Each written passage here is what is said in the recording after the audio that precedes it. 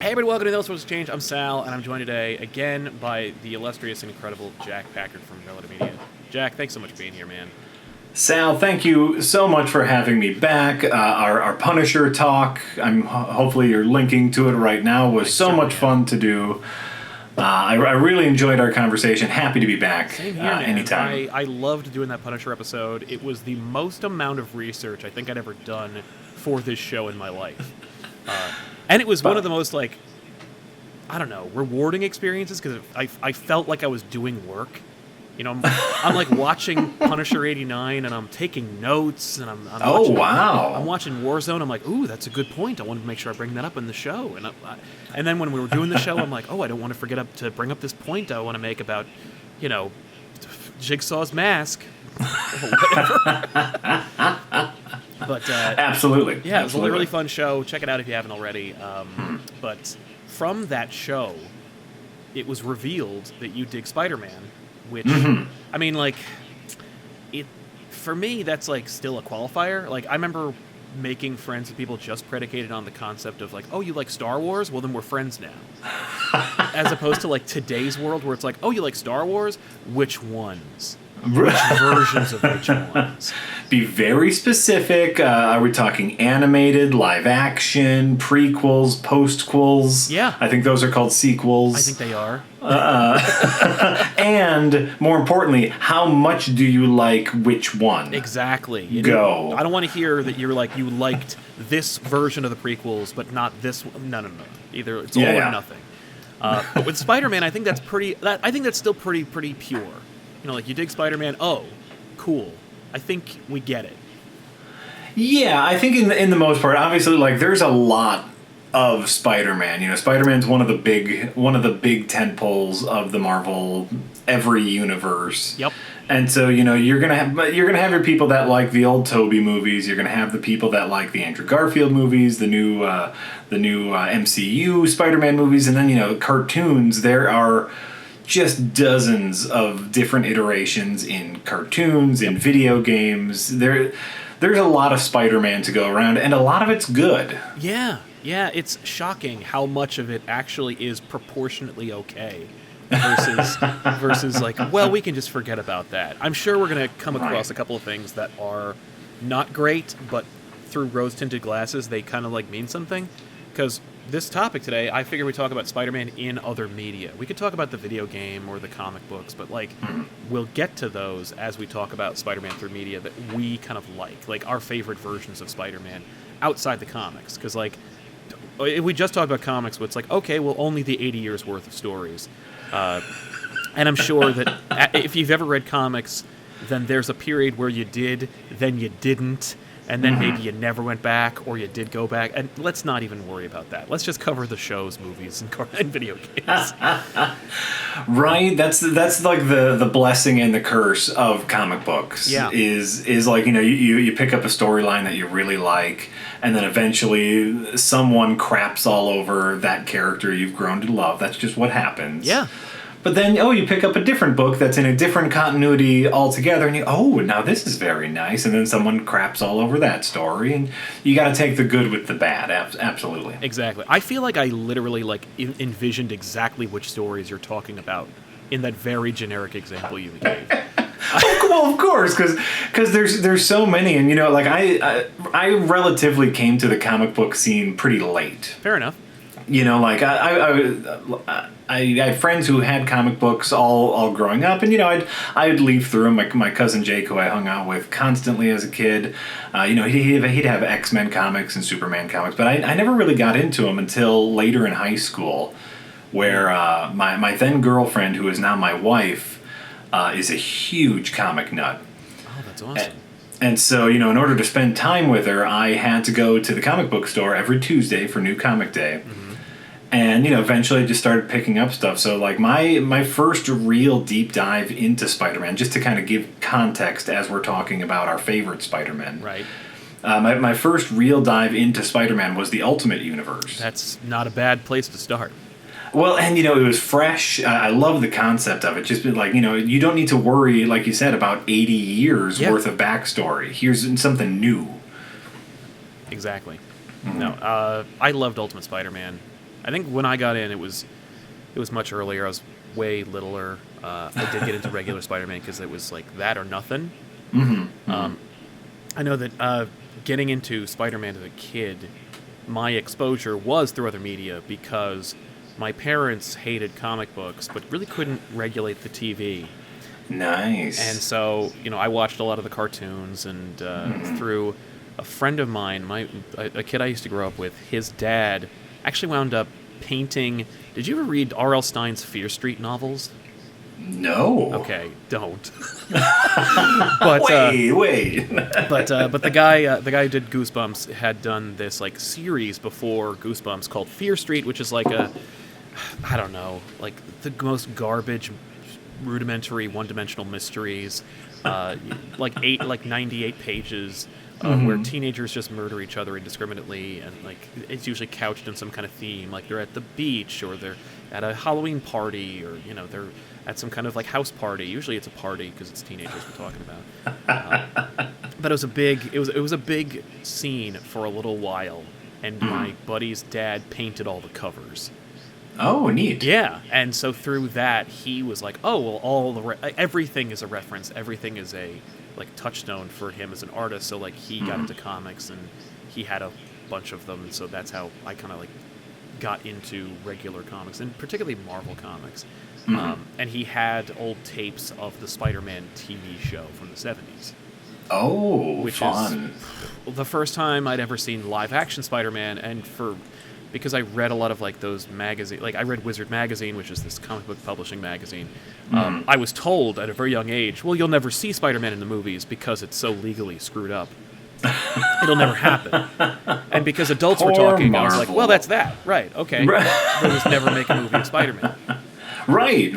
Well, I mean, obviously they were in such dire straits for so long. And of course, kind of jumping into the idea of adaptation, we just did not have the special effects capability to bring a decent Spider-Man to the screen. No. I think that if they had actually managed to do what they wanted to do as early as like 1990, 1991, it would have been laughable even to the standards back then. It would have been the Incredible Hulk TV show laughable. I mean, the Spider-Man live-action show from the 70s, the Hammond series, if you will, is so... it's weird because it's like you had this opportunity and they took no... They used none of it. They're like, okay, well, I get it. There's a newspaper thing. We've got a newspaper set. Okay, we got that. And that's all we're really going to do. We'll just stick the dude in bell bottoms and make a show, which I think lasted like a year. It wasn't even that long, but it was the only live action Spider-Man, so anyone remembers it because that's literally all you had. But that was kind of my first exposure, at least to like a live action Spider-Man. Did you ever watch any of the cartoons? Oh, religiously. That like the 90s Spider-Man cartoon, who is Christopher Daniel Barnes did the voice, who to me is, he's up there with Kevin Conroy as far as like Kevin Conroy does the voice of Batman for Batman the Animated Series, for those who don't know, but like, so whenever I hear Batman, it's Kevin Conroy, and whenever I hear Spider-Man, it's Christopher Daniel Barnes all the time, 100%. Yeah, I think I got to agree with you, despite the fact that like I have gone on record in saying I don't like that show, regardless of the fact that I watched every single episode. Well, that's all we had, and like that Saturday morning was just killer, because there was Spider-Man, there was the X-Men cartoon, there was the Tick cartoon, there was Eek the Cat. Like, that block of Saturday morning cartoons was nonstop killer. Yeah, absolutely. But yeah, I watched all that show. Man, Barnes, he nailed it. Did you ever play the game? I don't remember which game it was. I think it might have been Shattered Dimensions, where they were like, let's get all the guys, like at least as many guys as we can who played Spider-Man in cartoons to voice Spider-Man in those games. Oh, so no, like, I don't. I played a little bit of Shattered Dimensions, but not a ton. I think Barnes is in it. I think he plays Spider-Man 2099. Oh, okay. Which is kind of dope. Yeah, I really like. Here's the thing: the voice acting in that show is so great. You got Jennifer Hale; she plays Black Cat. I don't remember who played Aunt May. I think it might have been. It doesn't matter. Point is, great cast. Oh, what's his name? Shit. Ed Asner as J. Jonah Jameson. Oh yes, killed it! And whoever did Kingpin's voice just guy. brought that depth. And the animation wasn't the greatest. That's really my biggest peeve is the animation, which it's a double-edged sword because it's not just the animation. If it was just the animation, I'd be able to get through it, right? But it's also the obvious censorship that was in that show. Where it's if you ever watch it again, which, why would you? But, I hear you. But if you ever rewatch it, notice how no one throws a punch, how everyone who is a villain, whether it is the highest echelon of supervillainy to the lowest dregs of, purse snatchery, no one has a gun. Everyone has a laser pistol. So we're in this kind of weird future version of everything. I think the guy who kills Uncle Ben actually shoots him with a laser pistol. It's that kind of crazy, non-violent violence that they were. And of course, Batman animated series coming out at the same time. So you have these two shows running concurrently where they're both brilliantly voice cast and they're both trying to break barriers with animation. One through real traditional animation, the other one through cost cutting, corner cutting. CG and also traditional animation. Oh, which looked it looked awful. It just looked terrible. It didn't age well at any point.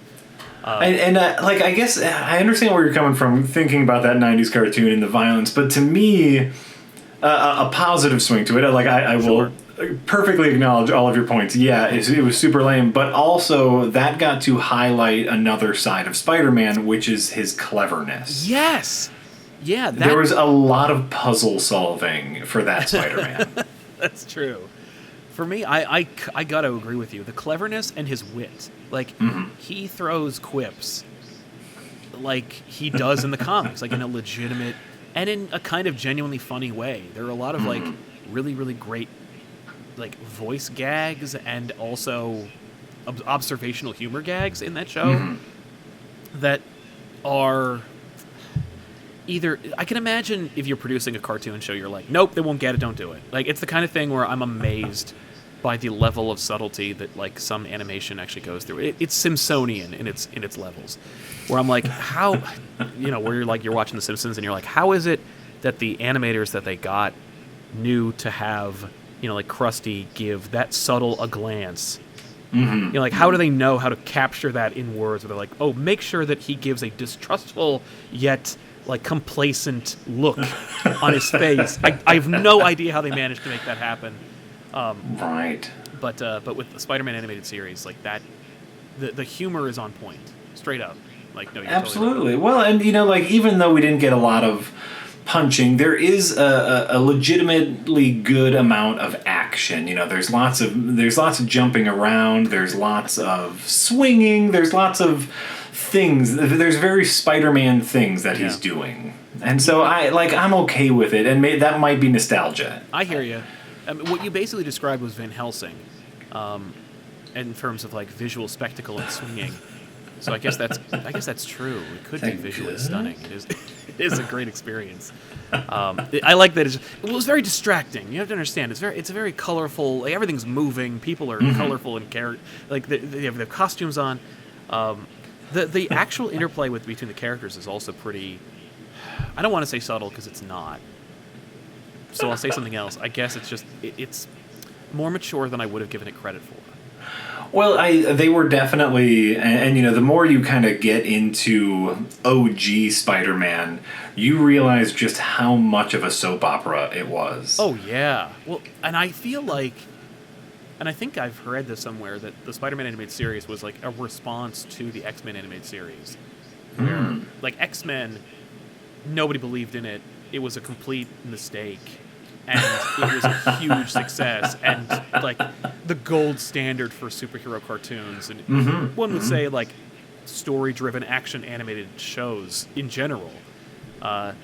But the soap opera nature, literally X-Men the animated series were my stories as a kid. That was Absolutely. Everything was connected. Everything was like, there was no standalone show. Previously on X-Men, a whole bunch of shit happened. Good luck catching up. Because that's the first time as a kid you knew what a love triangle was. Yes! Right? Like Wolverine, Scott, Jean Grey. Oh, man. Yeah, all the men are yelling Jean. The moment when Wolverine is...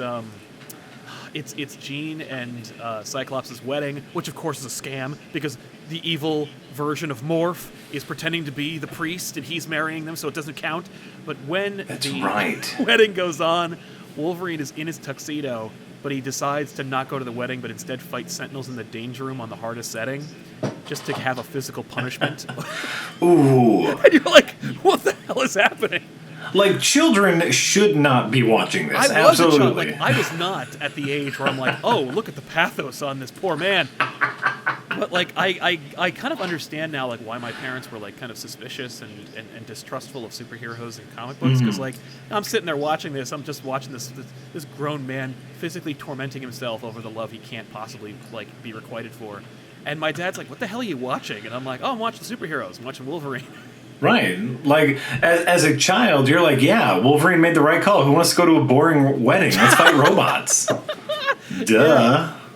Well, and you know he loves her, but there's nothing that can be done about it. It's just, yeah. So that's a long way of saying that when they were making the Spider-Man show, they were like, do more of that.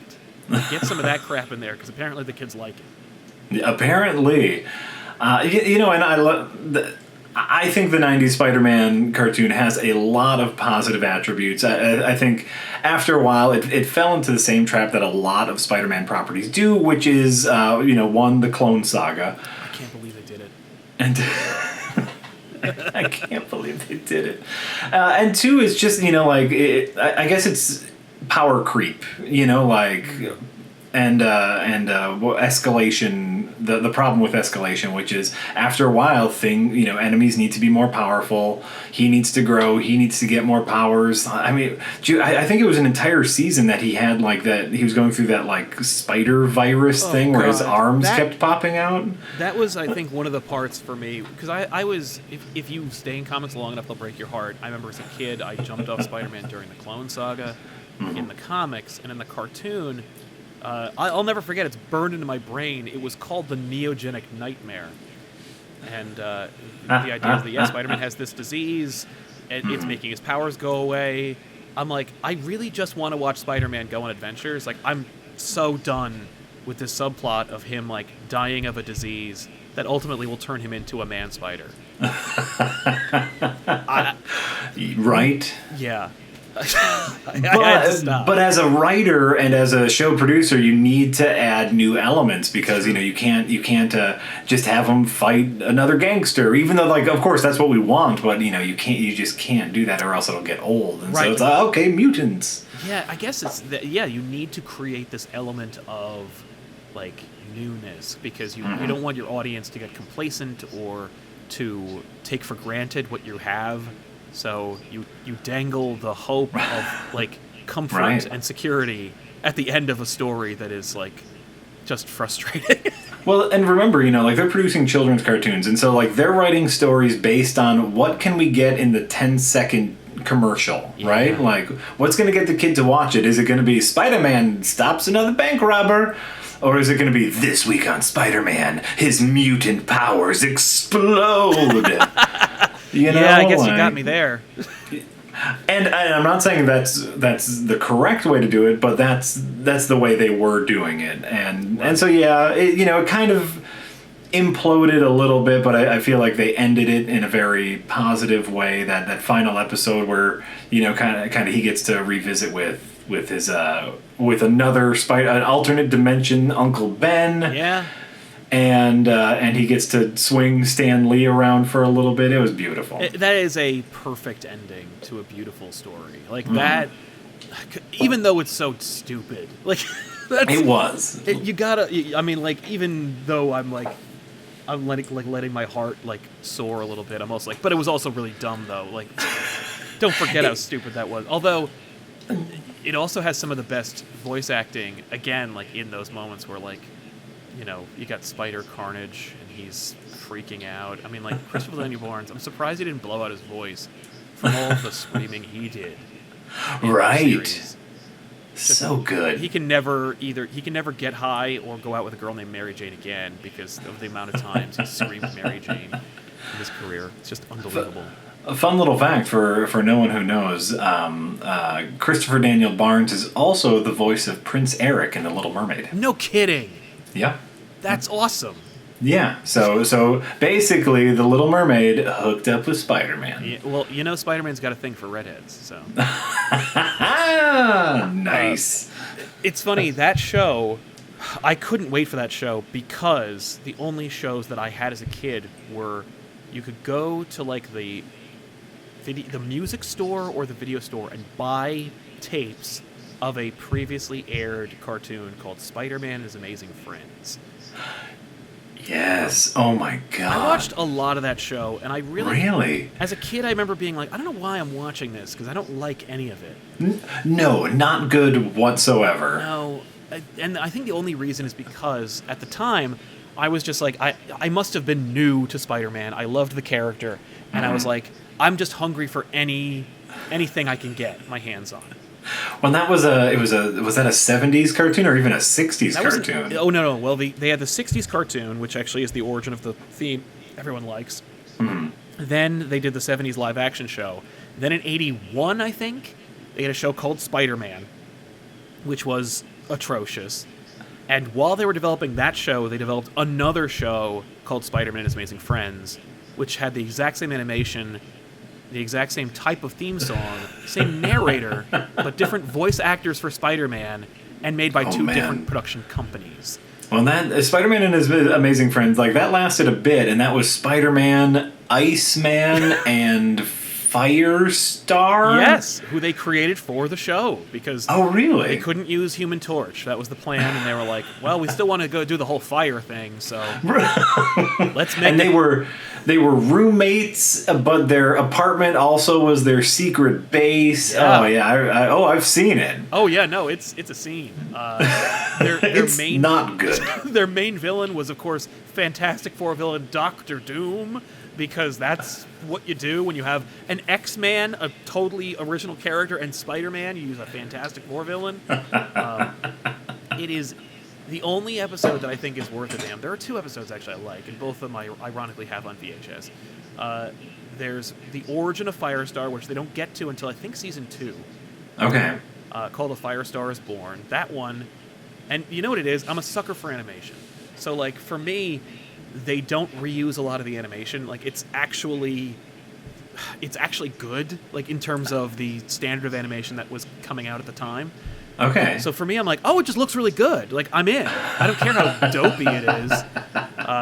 And the other one where Firestar, they established that in the cartoon, Iceman's a former X-Man.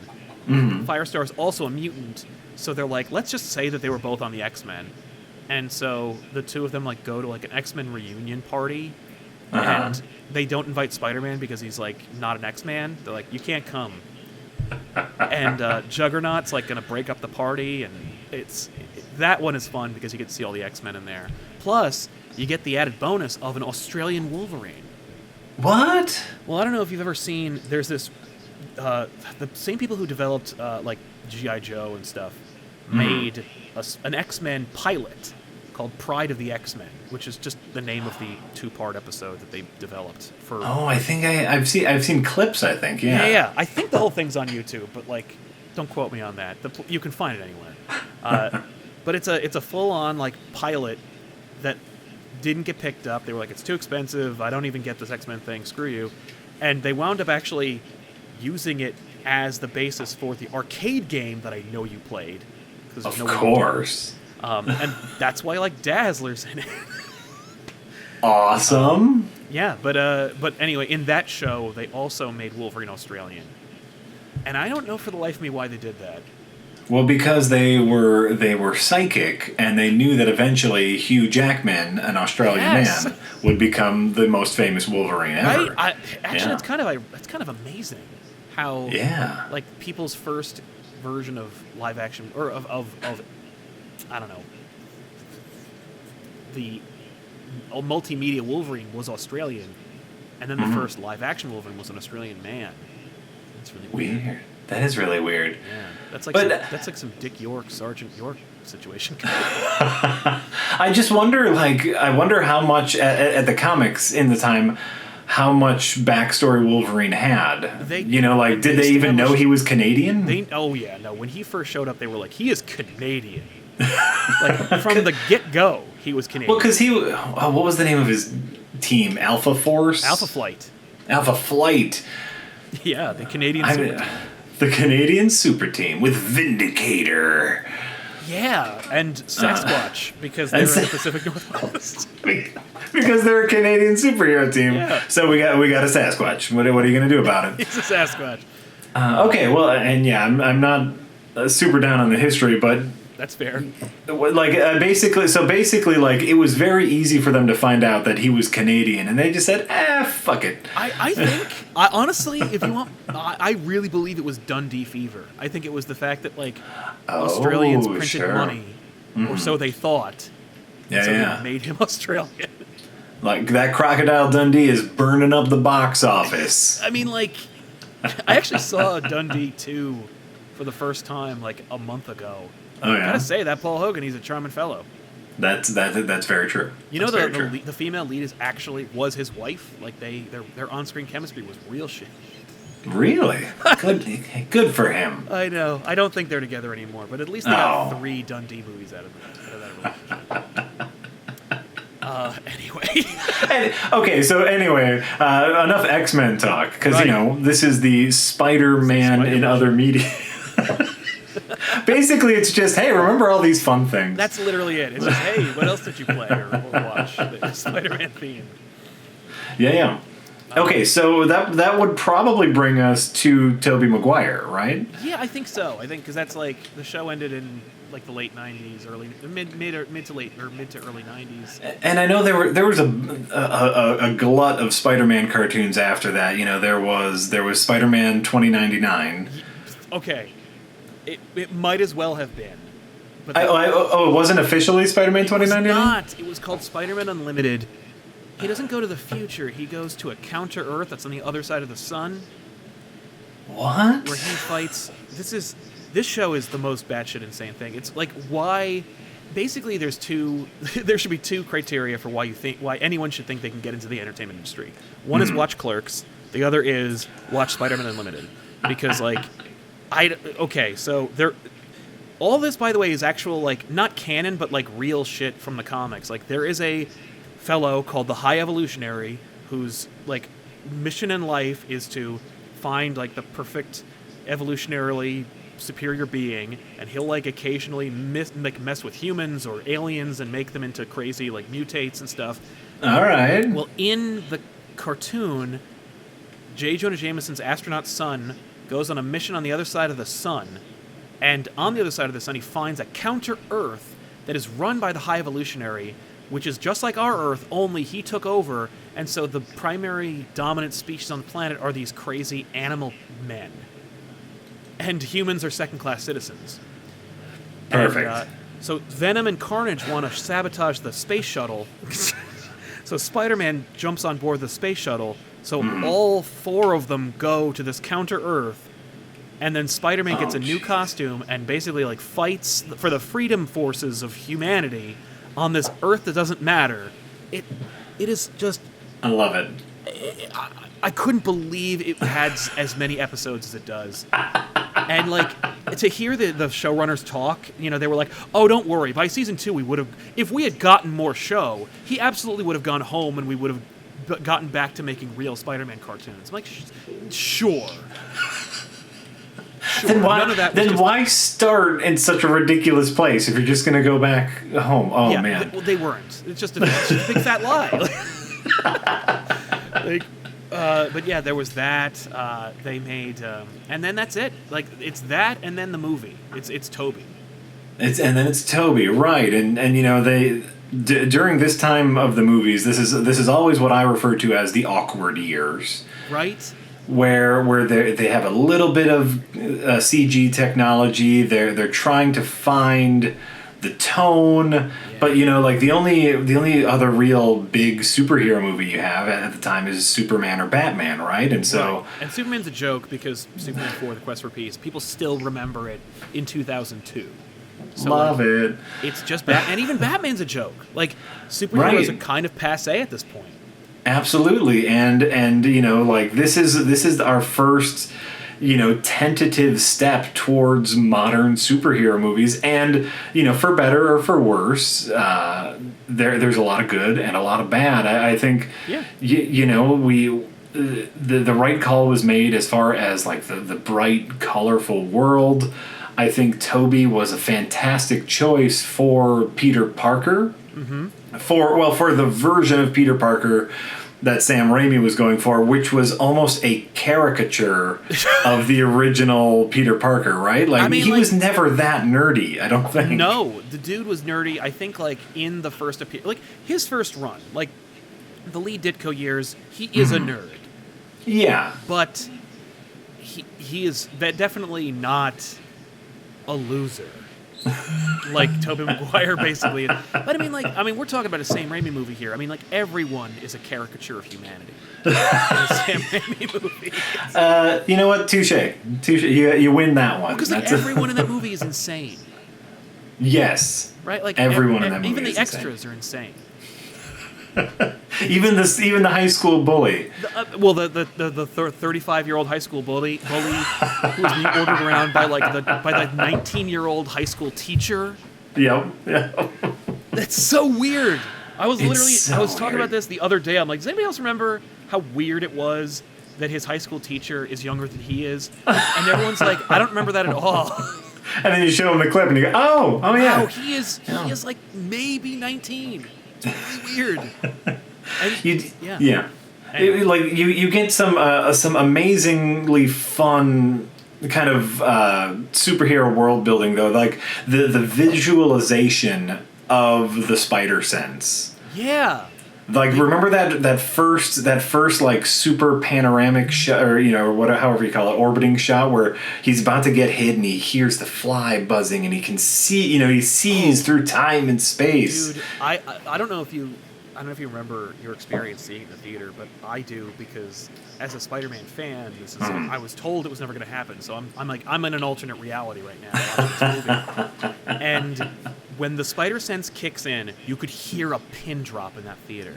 Mm-hmm. I was like, how is everyone having such a good experience? Like, this is amazing. I was happy to see it, but like, it was mind-blowing how invested everyone in the theater was in that moment.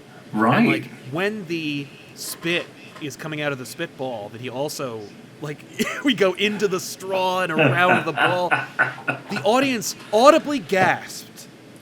Like they'd never seen anything before. It was like we were watching Avatar. Well, it was, it was Matrix-esque, and it was, computer technology, and it was like, it was the first time that you kind of get a sense of like, oh, when his spider sense kicks in, this is how he sees the world. It was beautiful visualization. But then on the other side of things, you got the webs coming out of his wrists. Yeah, and you get why you understand. If you know anything about producing a feature film, you know that cuts need to be made somewhere. Exactly. You got to make choices. You got to make executive choices. Where you're like, we don't have time for him to be a super genius too. Right. A lot of work needs to be put in before that. It's still really creepy. It's very creepy. Have you ever read, this is going off a little bit on a tangent, but have you ever read the James Cameron treatment for Spider-Man? Oh my God, no. You must. You must. I must. Well, now I must, yes. Because if you think that James Cameron missed the opportunity to make the organic webbing realization a sexual metaphor for adolescence, then you do not know James Cameron. Because he absolutely does. That's really gross. He discovers the webbing. Like, he lifts the sheet and he's covered in webbing. Yeah. After having a bondage dream about webbing up Mary Jane and, like, having sex with her. Oh. It's a whole thing. And let's be glad we didn't get that then. That's what, sometimes I really wish I had, like a portal gun and be like, I'll just pull that DVD from that reality. Right? Watch that movie. That would be great. Like that or Superman Reborn. I would love to see or Flyby or any of those. Any of the failed Superman attempts. The Nicolas Cage one I'll take. Just that one. That's all we... Oh, Nicolas Cage Superman, directed by Tim Burton, written by Kevin Smith. We need that. How can you beat that? You can't. You cannot. It's funny, as a comic book fan, you know how desperate the industry is for any of the movie runoff. Like, oh, please! Like, everyone in the comic book industry has like little cups, and they just wait for the movie train to like roll by and catch whatever drippings fly off the sides. And so when Spider-Man got organic webbing, you can bet your boots that the comic books were like, well, yeah, he's got them too. So they forced a story where Spider-Man needs to get organic webbing, and so he does. Oh, and the second that Andrew Garfield has mechanical webbing, they went away. Oh, and you're comic books. How obvious. But anyway, yeah. But that movie, man, I loved that movie when it came out. Because I hadn't seen anything like it. It got the spirit of the characters right. Mm-hmm. That moment when Mary Jane says she wants to act, I got chills because I'm like, yeah, Mary Jane's supposed to be an actress. This is amazing.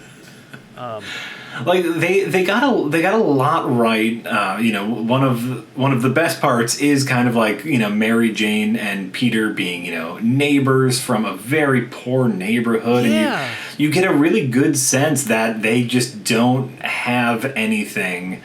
I don't think they did a terribly good job of kind of theming that Spider-Man, but again, this is the awkward years where they're just trying to make a superhero movie. Right. And then of course we completely forget about the fact that Peter is supposed to be a poor college student when he moves in with Harry. Now we never have to worry about that again. Yeah, that's true. We get a brilliant performance by Willem Dafoe. Oh, he's so good. And it's my favorite Spider-Man villains in general are kind of villains that mirror Peter Parker. These burdened geniuses who use their knowledge for evil while he uses his knowledge for good. You get one of the ugliest costumes in comic book movie history, bar none. And they knew it then. I remember people being like, he looks stupid. Even in 2002. And I'm like, yeah. Mm-hmm. Yeah, he really looked super stupid. I remember justifying it a bit in my head, where I'm like, it's a flight suit. He doesn't have a lot of time to make it cool. I get it, but it really does suck. Oh, it sucks super hard, because if it's just a flight suit, why does it have goblin ears? It was half-assed. Because he's into tribal masks, and he made it himself. Of course, that's why. Oh man! And then I remember seeing behind the scenes animatics and props when they were going to make him kind of a mutated version. Yeah, and give him a moving mouth and stuff. I'm like, that's awesome.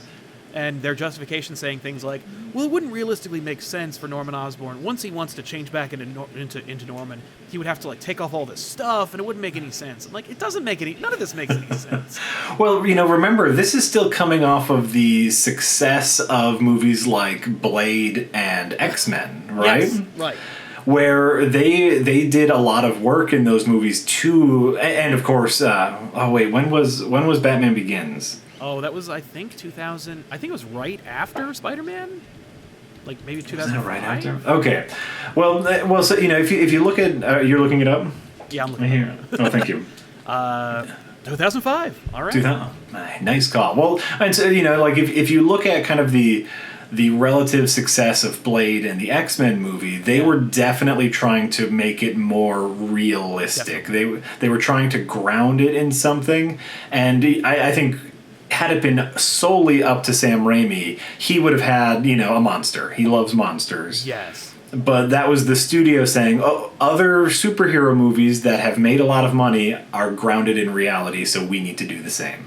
I mean, they opened the X-Men movie with a scene from Auschwitz. You can't have a rubber anything in that movie if you're going to go there. Of course not. And but luckily we get a decently colorful outfit. At least they didn't try to Daredevil Spider-Man. Remember Daredevil's like biker leather outfit? Yeah. No, it just doesn't exist. You can tell it's almost like kind of cute how they think that's working. Like how they're making this movie. You're seeing this horrible CG blob that's supposed to be Ben Affleck, like jumping from scaffold to scaffold, and you're like, that's not working at all. None of this is working. Listen, we can do an entire other episode on the glory that is the Daredevil movie. Yes. But you're right. I'll go down the rabbit hole. We'll talk about once Colin Farrell comes up, it's over. It's over. We'll talk about Spider-Man. I love your point about the villains being reflections of Peter, and Spider-Man 2 nails that down, where they're like, right. Peter, like where it's actually like a character thing for Peter, where he's like, no, Doc Ock is me if I can succeed. Right. Like not only is there a is there a mirror of his personality, but like there is a mentor-mentee relationship with Otto. Something again that they do incredibly fantastically in the PlayStation 4 Spider-Man game. Right. Where it's really just about like he aspires to be just like him, and then it's all turned on its head. It's beautiful. Spider-Man 2, like for its one, Spider-Man 2 has one big fault, but besides that, it is a gosh darn perfect superhero movie, a perfect Spider-Man movie. It's gorgeous and glorious. Yeah, all the Spider-Man stuff, great. The Peter Parker stuff works, and on paper, I get it and I like it. But the more I watch it, the more I'm like, I don't think I like Peter Parker as a person in this movie. Yes. I think he's like a creepy, gaslighting, manipulative, bad man. Like he's like, Mary Jane and I can't be together, so I will constantly infer to her that we can be together, and the second she says she's in a relationship, I'm going to try extra hard to try and get her to be interested in me again. Like, everything about that reeks of creepiness and this like weird, like, well, I know I can't have you, but I know I can, so you moving on is not okay with me. And like watching that go through, and every time I see it, I'm like more and more like disgusted and angry. And then like, of course, being an adult, you're watching like Mary Jane like run away from the altar, and she's like looking so thrilled, and you're like, you just wasted thousands of dollars on other people's money.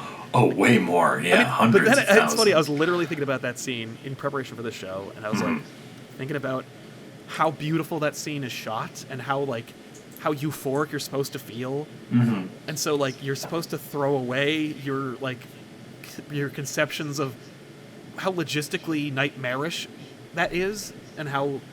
Well, and also what's the son's name? Oh, John Jameson. John Jameson, like, seemed to be a pretty good guy. Right. Like, I asked for it. It was very easy for them to make him like chauvinistic or abusive. Right. No, give us some reason to not like him, because like he's a hero, an astronaut, and like a decent dude. Yeah. No, that dude is when she's kidnapped by Doc Ock, like he's on the front lines to try and get her back, and he does not have powers.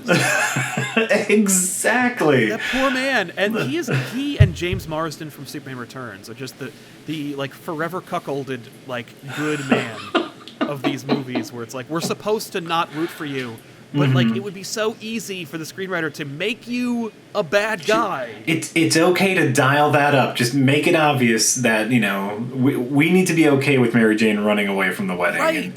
Right. Like I get it, and like there's a lot of we kind of talked about this earlier. Is like the OG Spider-Man comic books are they're a melodrama. They are a soap opera. Exactly. And the other half of Spider-Man 2 is a soap opera, and it's fantastic. It is all, like relationship stuff. It is all, Peter making a choice between, being a hero and being a normal person. And I love that kind of that second act showing like, oh, he actually could have a decent life if he just concentrated on his life and not on being Spider-Man. I love that because that's paramount to his character. And I'm trying to remember now why he... Oh, right. And then, we get that wonderful moment where he's, rescuing people from a fire. Yeah. Without his powers. Yeah, and that's like the one really stupid part of the movie is like he doesn't have powers because he doesn't want them. Right. Oh, like no, that's it. There's that great scene where he's like trying to figure out why his powers aren't working. So he goes to this doctor who's wearing a Grateful Dead t-shirt and tells him that they're psychosomatic. Right. And that his therapist tells him, like, you should do that. And I'm like, you should get your copay back. I don't think this guy's a real doctor. Like, he is not helping you at all, man. Because Doc Ock drops... It's actually, that movie is so brilliantly written because of how it's thematically working. Like, we talked about how those movies kind of lack a theme. Spider-Man 2, I think, nails down the theme. Where Doc Ock says it when Peter first meets him and they're having dinner, in one of the most generic conversations I've ever seen on film. But we'll get to that in a second. I'll disagree with you, but go ahead. Well, so where Doc Ock says, if you keep something as complicated as love stored up inside, it'll make you sick. Boom. That's it. He's like, if you lie to yourself about how you feel, it will make you sick. His powers don't work because he won't admit that he loves Mary Jane. That's the movie. Well, and he also won't admit he loves being Spider-Man. Right. And so he's trying to live both lives, and obviously it's a movie. We don't have a ton of time. Right. But I do something I really enjoy about the movie is after we get to the end of the movie and he's made this choice, like I can't not be Spider-Man. Yes. And Mary Jane is very with him, and he swings out to rescue. Follows the sirens to rescue, and we get that lovely shot of Mary Jane where she's like, "Oh crap! the graduate shot where she's just like, I've made a terrible mistake." Well, she finally figured out like what she signed up for, right? Yeah. And that's a great moment. Right. You should end the series on that note because like. Exploring that is only more self-torture. Like, that concept of, like, okay, so, like, she signed up for a life of being alone and worried about her husband or boyfriend forever. Let's explore that. Let's go down that rabbit hole. Like, no! It's just... it doesn't end well. That's part of, like, the classic... Like, the thing that Sam Raimi was going for was, caricature version of the 60s Spider-Man. And basically, that's what Mary Jane was. She was a prop. Right. Like, she came into the series as basically a joke, right? Like ugly old Mary Jane turns out to be hot. Like, that was her whole purpose. That's right, yeah. And then she spent most of her time in the comics as literally not a person, as just a prop that Peter sometimes liked, sometimes didn't, need to rescue, whatnot.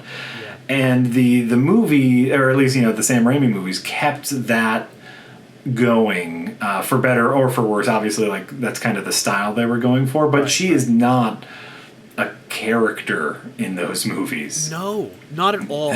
Not at all. Yeah. At least, I would argue that Mary Jane did have a character when they gave her depth. Like, for a while she definitely was the switcheroo. And then for a while she was like the party girl who was the contrast to the Gwen Stacy, like, milquetoast, bare bones, here's a woman that Peter's in love with because she loves Peter, like, character. Right. But in the 80s when they were like, by the way, Mary Jane always knew that Peter was Spider-Man, and oh, by the way, like, she comes from this abusive household, and her whole, like, party, like, facade is actually a facade. Like, she's actually really, like, destructive and doesn't really, like, believe in herself and all this shit. Like, that actually is a great retcon of that character. It gives her depth, I think, later on. But you're absolutely right about her, like, being this kind of, like, placeholder prop character. Oh, right. Well, and, eventually she was just around long enough where finally a writer, after 20 years of her being a character, was like, hey, we should actually make her a character, That's right. No, but in those movies, like, well, women don't really exactly get a good shake in the Raimi Spider-Man movies. Right? Like they're either a prop or a mother figure. Like that's what they got, you know. Yeah. They're a sex prop or a mother figure. Right. So you don't believe that it was a generic, because for me that conversation between them when they talk about how Rosie and Doc Ock met for the first time. Mm-hmm. That she says they met on the college steps. I'm like, okay, the college, right on. And he's explaining the theory of relativity, the most basic, I'm a scientist thing ever. And she's trying to explain T.S. Eliot at the same time. And I'm like, T.S. Eliot, right, because she likes literature. Yes, name one literature man. I will name a science thing. Yeah, and I'm like, she's a little literature, and I'm a little science, but we make it work, herpader. I'm like, okay, movie. I guess I see what you're saying about the content of the conversation. Right. Yes, is the most generic ever. It's like they were like, this is where I want the scene to go, and they filled it in with generic bullshit. Right, they were doing Mad Libs. They forgot to actually give them character. No, but see, like, beyond the content of the conversation, like, if you, like, swap out all they're talking about for just pure gibberish, like, turn on Spanish when you're watching that movie, what you will see is some amazing acting. Right. And we needed a scene like that to fall in love with Doc Ock before he turned evil. And so, like, that whole scene, that backstory, like, he's a real person. He has a love interest. And of course, they're at a familial table. You know, like, they're a mother and father figure, and Peter doesn't have that in his life. And, we just needed a little bit of grounding for the entire story to work. And so I guess I'll put a caveat that yes, you are correct. It is the most basic of basics. Like, it's like, I am a computer engineer and here's my story of Bill Gates. Right. Like, but at the same time, your argument for why it needs to exist. I mean, I definitely not. I don't think it needs to be cut or anything. It just. I remember just being like, could we go a little deeper? Like, could we get a little bit more? I don't know. I just feel like you're playing to the sticks here. Remember, like, you're trying to get as many of the audience members on your side as possible. So you got to go way base. That's true. And there is a reason why, like, everyone on Earth before the MCU came along said Spider-Man 2 is the best superhero movie ever made. It's just the best. It's still one of the best. It gets a lot of things right, and it does that nice thing where you know what it is? I would argue it's actually one of the best sequels because it genuinely honors the spirit of the previous while expanding upon it without, like, betraying it. There's no big reveal in 2 that was obviously not built into 1. Right, nothing invalidates the first movie. Exactly. So it works on every level. It really does. Plus, Doc Ock's arms are totally sweet. Oh my god, they're so good! And that horror scene where they first wake up and murder all the doctors. That is the most self-indulgent. Like, okay, well, I did everything else you wanted, but I'm doing my horror movie scene. When I showed I showed my kids that movie, and after that scene, their faces were like, "What did I just see?" Right.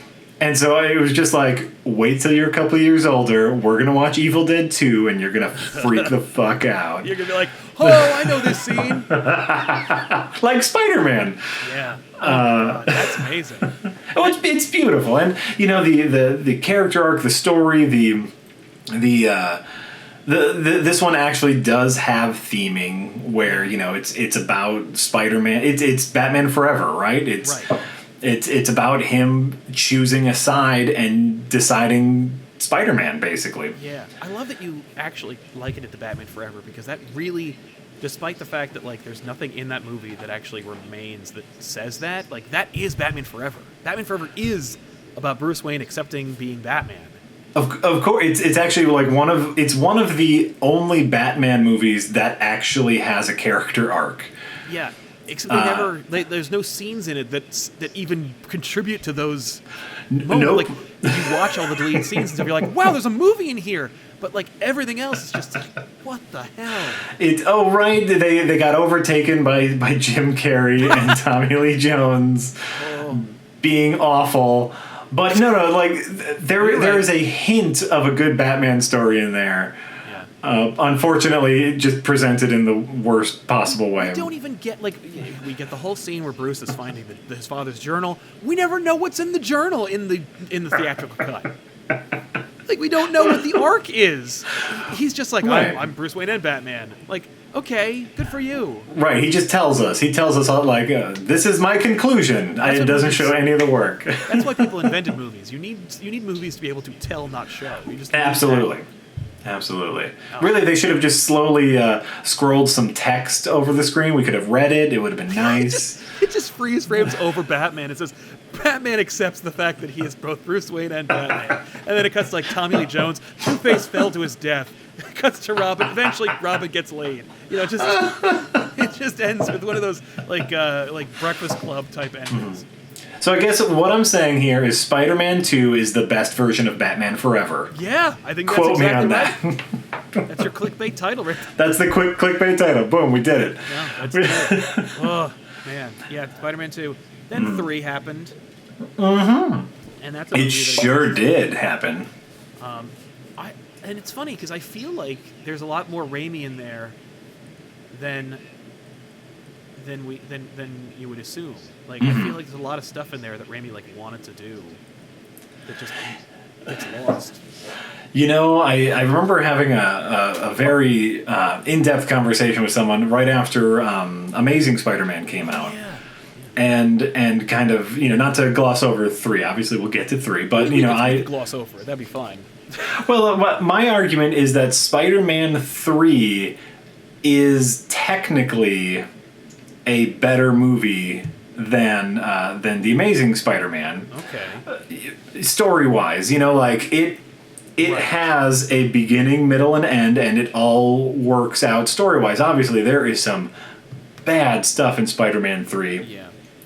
But it is an actual story. Like, Peter goes through a little arc. Our Hobgoblin character goes through a little bit of an arc. Like, we get... Oh, there was no one who doesn't go through an arc. Except we get some closure in Spider-Man 3. And I know everyone just wants to point to the dancing montage. You know, that's like the least egregious part. That's like, right? For me, like, my issue with Superman killing Zod is the least egregious issue with Man of Steel for me. Like, that's the thing everyone points to, but like for me, I'm like, that's the least of the problems I'm having. That's the button. Like, that's right.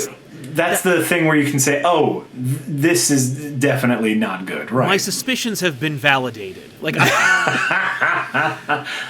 yeah, and you know, like, the dancing sequence, you know, to me, like, it's fun. It's very silly. It's very Sam Raimi. Right. And also, you know, the best justification is, of course, it's exactly what a dork like Peter Parker would think is cool. Exactly. No, like, it frustratingly makes sense narratively in that story. Yes. It's just that it's so... By the time you get to it, you're like, okay, well, I'm done. Like... Right. We're all done, aren't we? Like, can we be done? Like, at that point, when he whispers into the microphone, "Let's dig this," or something. Yeah. I'm like, okay, I think I can see. It was like that moment at the end of V for Vendetta when the detective was like, I could see all options, I could see where it was going, and I knew how everyone felt in that moment. And I'm like, yeah, I could see all endings, and I knew what was happening and what was going to happen, and I needed to leave. Well, like you were saying about Spider-Man 2, like, the opposite is true with Spider-Man 3, where it completely invalidates so much of the earlier movie, because now apparently Sandman was there to help kill Uncle Ben. Yep. Great. Fucking, that's exactly what we needed. That's exactly what we needed. We need to complicate one of the most iconic and recognizable origins of all time.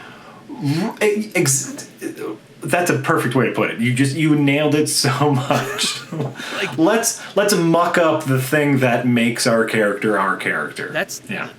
I don't know why, but like that's a thing people like to do, and I think it's because they like to have their stamp on something as like never-ending as that kind of origin. It's like they couldn't avoid doing it in Batman '89, where it was like Batman's parents are killed by a faceless asshole, and so he will punch every asshole because he can make everyone the face of the guy who killed his parents.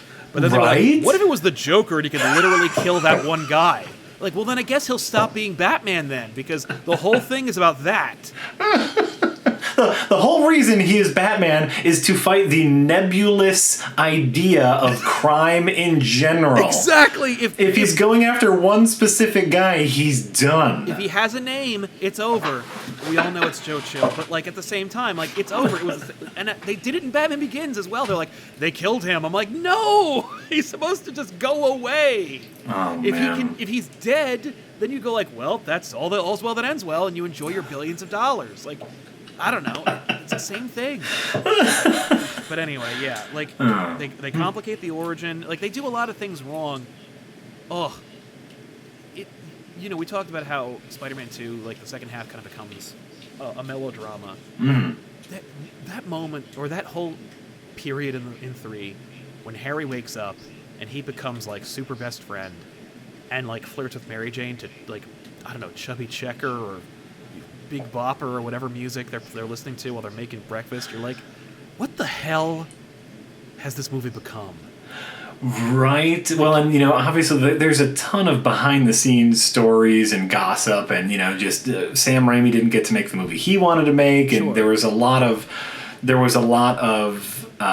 influence from Sony and from producers, and so basically Sam Raimi started fucking around because he's Sam Raimi and he doesn't really care. He's like, oh, I'm contractually obligated to make the movie. You're saying I need to have these things. Well, guess what? Jazz dance.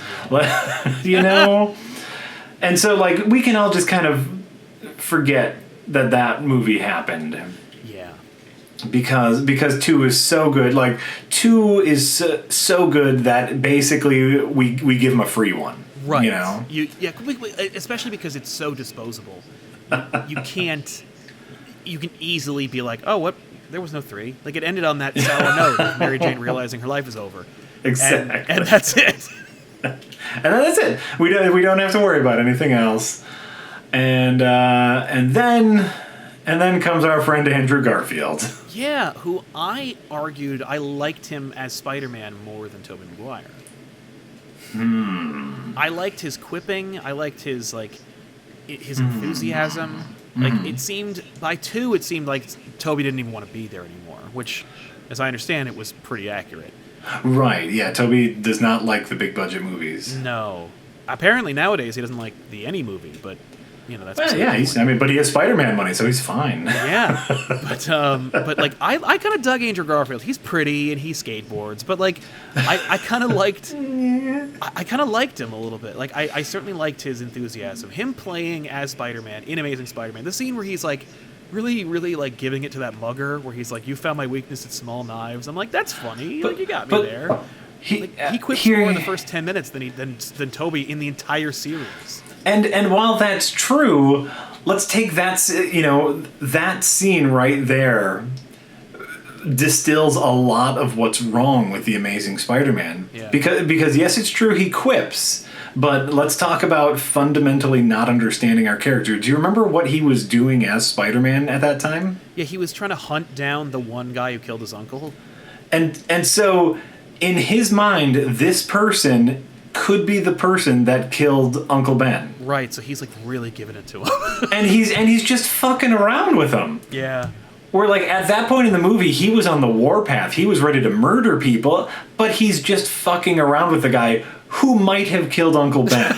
Yeah, the whole reason he is Spider-Man. Because he's not looking for criminals as Spider-Man. He's looking for the one guy with that weird arm tattoo. Exactly. And so, like, basically, much like a lot of this movie, at that point, they just kind of forgot about stuff they set up early. Did. No, you're absolutely right about that. And, like, it was such it was an emotional experience watching that movie because I got invested several times. Right. Like, the movie starts with a mystery, like with his parents and with the formula, and I say to myself, oh, this is going to be like Detective Spider-Man movie. Right. I love that idea. Forgot about it 10 minutes later. And then the movie turns into like, hunting, like very, very low key, like, Batman Year One. We're just gonna be like lo-fi hunt the bad guy. That's what this movie is. Perfect. Nope, forgot about it. Yep. We have the lizard, and for me, the end with the cranes. Mm-hmm. I was like, we're doing this again? Like, this is literally the end of Spider-Man 1, where like all of New York throws like traffic cones at Green Goblin. Like, right. We're doing this again? Like, does he really need all of New York to like support and love him? Like, how insecure is this guy? Like, well, and it comes out of nowhere. It like, really does. That the subway scene, and Spider-Man saving people on the bridge, and the New Yorkers come to his aid. Like that felt earned. Yeah. Like he was doing stuff to help people, and then like the people have his back, right? The whole movie's building to that point. Mm-hmm.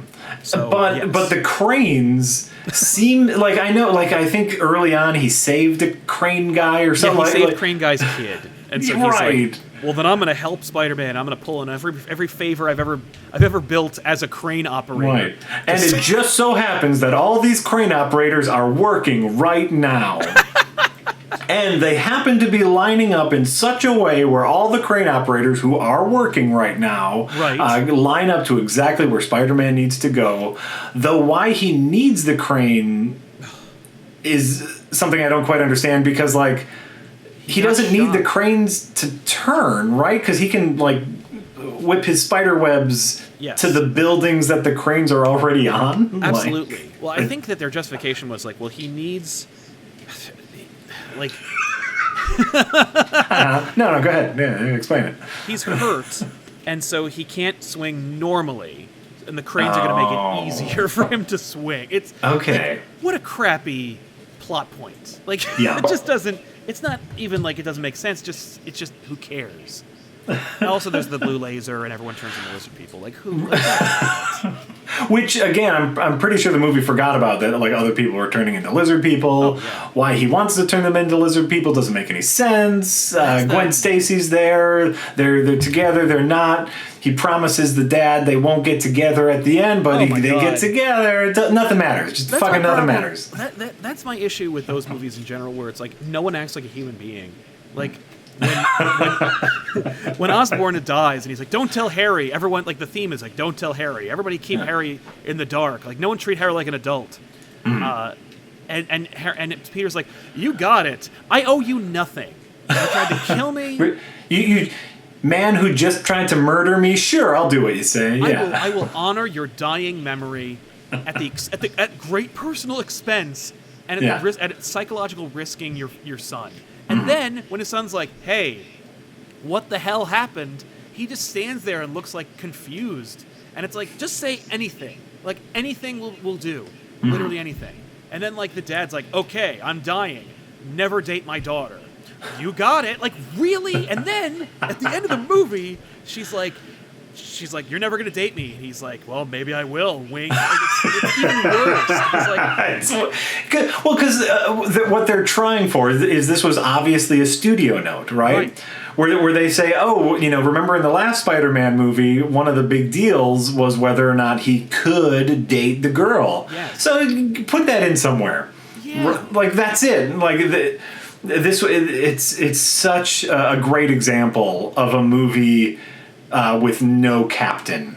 Right. There is no clear vision. They are not trying to say anything. They are not trying to do anything. It is a collection of notes that they try desperately to cobble together. It's a Frankenstein. It is. I will say, Emma Stone, great casting for Mary Jane. Unfortunately, they made her Gwen Stacy for some reason. But anyway, here's my question. Yeah. Who's your favorite on-screen Spider-Man now? Tom Holland. Okay, me too. Yay. We don't have to argue. Spider-Man Homecoming. Right. Is the best live-action Spider-Man movie, period. I agree with you at great personal risk next time I go to Comic-Con, because a lot of people love those Tobey movies to the point where they're like, okay, we'll all grant it's fun to see Spider-Man and Iron Man interact, but the reality is Tobey Maguire's the best Spider-Man. And I'm like, no. Like, talking Spider-Man alone, no. Like, I can see an argument for, like, his Peter Parker being the best version of what Sam Raimi was looking for. Yeah. I think, like, as far as collaborators are concerned, like, Tobey did to a T exactly what Sam Raimi wanted him to do. I'm not in love with that version of Peter Parker. No, I think the best version of Peter Parker and Spider-Man are both Tom Holland. I think so. I think he's nailed it. Like, absolutely. Like, right. And I think you're right that there's a large audience for the Tobey movies that for some reason can't get down with Tom Holland, but Homecoming it's almost a perfect Spider-Man movie. It's exactly what you want in a Spider-Man movie. And you know what? We're going to gloss over Amazing Spider-Man 2 because I've never seen it. Oh, man. You haven't? I haven't. You know why? Because it's awful. I know it's awful. I'm not going to watch it. You know, that's how I feel. And people still... I mean, like, people are still telling me to go see Dark Phoenix. Oh, God. Well, yeah, like, there's something to be said about, like, watching Dark Phoenix now so you can kind of get on the train and poke it with a stick and make fun of it. But Amazing Spider-Man 2 is so far gone now. Like, I never saw it when it came out. I knew it was going to be garbage because, of course, Amazing Spider-Man was garbage. So we're done with it. Spider-Man Homecoming. Yeah. No. Let's talk about fucking theming. Oh, yeah. No. It's made by competent people who have a story to tell, but also know how what people expect from these movies now. Like, it's like everyone is on the same fucking page for once. Well, and, you know, a lot of that is just where we are in superhero movies now. Like, they've finally hit their stride. Yeah. They're probably hitting it a little too hard. We got to rein it back a little bit. I think you're right. But they finally hit their stride where they know what they can get away with technologically. The general audience now kind of, you know, like, a superpower used to be almost a sci-fi fantasy thing. Right. But now the general audience understands, like, oh, okay, that's his power set. Cool. We're fine. Right, but who is he, though? Like, they care about the person who has the powers now. It's not about an excuse to see those powers on screen. Well, I think a lot of the early days of comic book movies, like, they were so worried about the general audience just not getting the power thing. You know, like, we're used to Arnold Schwarzenegger running around with a gun and being a big, strong man because he looks like a big, strong man. Yeah. But now if someone's really strong because a spider bit them once, like, that gets into weird sci-fi territory, right? Yeah, absolutely. But now general audiences kind of are in on it. Yeah. Well, and so they can concentrate on the character. It also helps that we've never seen it in this movie. Like, he just has them. Right. We never got a scene where a spider, whether it's irradiated or genetically enhanced, bites him and the venom intertwines with his DNA and it becomes like a kind of body horror moment, even if it doesn't mean to be. Right. Just because of the visualization of a spider biting a man and the man getting changed as a result. We don't have that, so we can skip past it. So there's never a moment where Spider-Man becomes like a creepy The Fly-esque character. Right. Well, and, you know, I can see a possible downside of this. It's not one for me personally, but I know a lot of people do complain that we don't have a complete origin story as far as, you know, like, the powers are concerned and as far as Uncle Ben is concerned. Agreed. And I think that's a fair argument. I think they're going a different way with this Spider-Man. Yeah. And I'm okay with it. You know, like, he had his little thing in Civil War, right? Right. Which was our introduction to the Spider-Man, where, you know, it was very generic and very just, you know, if what was it? If you can see, if a bad thing's going to happen and you can stop it and you don't, then you kind of help it happen. Yeah. And it's like, oh, that is a perfect distillation of his origin and Uncle Ben and great power, right? But we don't get that, so, like, why he wants to become a superhero is a little bit in the air, but of course, that's what Homecoming's all about. Right. Is him, like, why do you want to help people? Like, do you just want to help people to be an Avenger, to be with the big boys? Like, what's your whole deal? And they spend the movie figuring that out. Yeah. Well, and it's great. Yeah. The Spider-Man, we've said this, actually I said it on the last episode we did, but like with Spider-Man, his first issue has the Fantastic Four on the cover. Like, Spider-Man's always existed against larger, more well-known superheroes, and him finding his own niche as a result, or through it. And so people's argument against it, where they're like, Iron Man's too much in it, he wants to be Junior Iron Man, you know, Far From Home, it's going to be more the same. I'm like, no. You don't understand. He is learning about being a superhero by watching what other superheroes, successful superheroes, who don't have to hide, like, who are insulated by money and power, get to be. And he's got he's like the garage band version of that. Oh my God. Yes, like, some of my favorite Spider-Man stories are when he's paired up with other superheroes. Like, you know, there was an amazing 2-3 issues of Ultimate Spider-Man where it's him and Wolverine. Oh no, where they split bodies? No, I don't think they flip bodies. Like, Wolverine just kind of stumbles into his life, and so he just helps Wolverine out. And you know, my favorite Spider-Man thing in general is when he's in over his head. Yes. Because that's what he's all about. He wants to be at the next level, but he is not. Like, he is not a space, a god tier superhero. He's a street level superhero, but he's always on that edge. Yeah. And you know, go ahead. Oh, I was gonna say, just his powers, while superficially are awesome and like infinitely more, you know, constructive, destructive than like we are capable of being as regular people. Comparatively, they're on the low end of the spectrum, or at least they look that way superficially. Yeah. So like, it's easy to, if Spider-Man lives on his own, yeah, he's amazing. He's this universe's Superman. But in the world where there are like Captain Marvels and Iron Man and even Captain Americas who can like pull helicopters and like and inspire millions over a radio. Like, Spider-Man is kind of weak tea, and or at least he feels that way, and so it allows you to have smaller stake stories despite his like higher stake powers, and it's like, that's exactly what we need. He's a superhero that exists in a universe with other superheroes. And so, you know, just giving him those things that he wants to be. He does want to be Iron Man. He sees what Iron Man can do. He sees what Captain America can do. He wants to be there. And like one of the greatest things about Homecoming is the lesson he learns is, I'm not there yet. Yeah. And that is so perfect. And like, not just the theming with like kind of where he is in the Marvel Cinematic Universe, but just him as a kid. Yeah. You know, Toby obviously was a grown-ass man when he was Spider-Man. Exactly. But even like, let's buy into the fantasy. Toby was a college-age kid. Yeah. Tom Holland is a high schooler, and it's that he's at that age where like kids are trying to figure out how to be an adult and how to be a kid. Like, I don't know if you ever saw you ever see the movie Lady Bird? Oh no.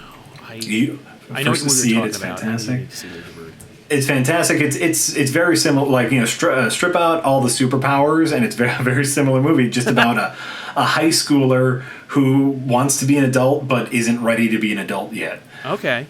And so like we get a ton of that in Homecoming, and we get a ton of like these decisions, like, do I go to the cool party and help my friend, or do I go help? You know, I see an explosion down the street. How do I deal with that? Right. Leading to one of the best scenes in a superhero movie, bar none, which is his two lives coming together. He has to deal with a very mundane high school age thing, which is meeting your date's dad. Yes. That they weave into his superhero story. Yeah. Boom! Whoever wrote that needs a raise right now. Yeah, I didn't see that coming, and I'm like, and I know all this shit. So I'm like, I'm in the theater, they open the door, and I'm gasping along with the rest of the audience, like, oh! I can't believe I didn't see that coming! And it works. And it works, and it's not like, it's not a cheat. It's not like, oh, he's actually, you know, blah, like... oh, No, I'm gonna memento this up. Like, no, it's holy shit. And it works because they tie it into something so mundane. We have all been there meeting our girlfriend's dad, and it is always uncomfortable. Right. Like, they tied it into something so real and so mundane with this superhero twist where there is an incredible amount of tension. And, of course, Michael Keaton, thank you. Michael Keaton is so phenomenal as an actor that he just brings that weight with him. Yeah. But the idea of mixing everyday problems with superhero problems is the core of Spider-Man. Yeah. No, it is. It's interesting how the movie does play with subtlety. Like with the original, he loses Uncle Ben in a tragic, tear-jerking, actual scene where we watch Uncle Ben die. Mm-hmm. But we're looking at a Peter Parker that's already happened, but we're watching a kid who has lost his father figure try and figure it out in the dark, gets a new father figure, and immediately gravitates towards that. Like, I think he said he got his powers for 6 months in Civil War. So, like, he's had his powers. His Uncle Ben died 6 months ago. Right. So he is emotionally vulnerable.